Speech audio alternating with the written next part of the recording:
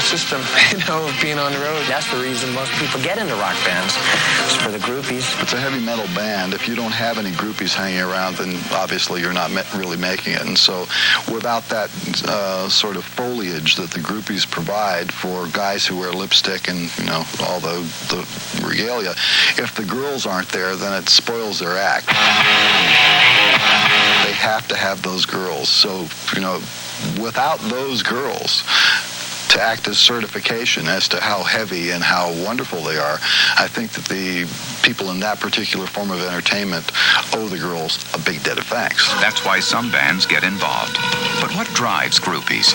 What are they looking for? In junior high, you're either a cheerleader, drill team, or in the band, or the honor club. The people will be people. They all have reasons for doing what they do, even though other people might not understand it. They have a right to do it so long as it doesn't hurt anybody, and just that. In the late 60s and early 70s, it's a barter situation sometimes. Well, for girls that the road crew had, we gave them double smiley passes with just 2 grins on it. And then if a girl was wearing one of those, we knew that's what. People in rock bands like to have sex with these women, but that's it. If you think about what kind of girls they are, what their motivations are, and whether or not you really want to have a conversation with them, for my taste, I think it's not something I like to participate in because it's corny. It really is. It's not good sex.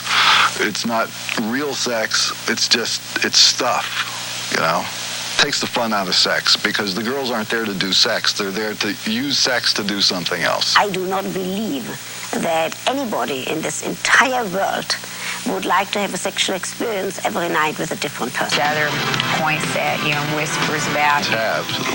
Many of them are really incredibly stupid, that they're not going to realize how stupid they are until years after they've gone through the experience. But they're not out there looking for the girl that they're going to marry. They're looking for a specimen. And how do the women who are married to rock stars feel about groupies chasing after their men? Meadows in New York City. It was wonderful. Part of that fantasy, people were attempting to establish new rules and regulations for social conduct. They were experimenting with all different forms of behavior.